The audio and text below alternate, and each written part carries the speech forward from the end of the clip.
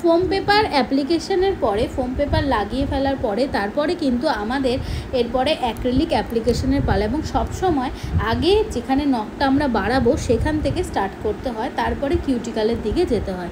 তো এখানে দেখো আমি প্রথমেই কিন্তু যেখানটা আমি নখটাকে এজেস পোর্শনে বাড়াবো সেই জায়গাটা দেখে নিয়ে আস্তে আস্তে করে এখানে কিন্তু অ্যাক্রিলিকটা স্প্রেড করে করে আমি শেপ দেওয়ার চেষ্টা করছি। যদিও এক্ষেত্রে শেপের একটু এদিক ওদিক হয়েই থাকে, কারণ যেহেতু এটা হাতে পুরোটা মোল্ডের মাধ্যমে বানাতে হয়, পরে এগুলো কিন্তু ফাইলিং করে আমরা প্রপার শেপে আনি। এবং দেখো নিচের পোর্শন হয়ে যাওয়ার পর ওপরের পোর্শনে কিউটিক্যাল এরিয়া থেকে আমি কিন্তু অ্যাক্রিলিকটা লাগিয়ে আস্তে আস্তে নিচের দিকে টেনে দিচ্ছি। দেখতেই পাচ্ছ আমি কিভাবে অ্যাপ্লিকেশন করছি। এবং এটার ক্ষেত্রে কিন্তু ফোম পেপারের যে লাগানোর সময় ফোম পেপারটা যখন আমরা নখে সেট করি সেটা কিন্তু খুব দেখে সেট করতে হয়, কারণ যাতে ফ্রি এজ ঠিক মতন বেরিয়ে থাকে নেলের ওপরে, এবং তারপরে কিন্তু কিউটিক্যালে আস্তে আস্তে সেটাকে ভালো মতন সেট করে দিই।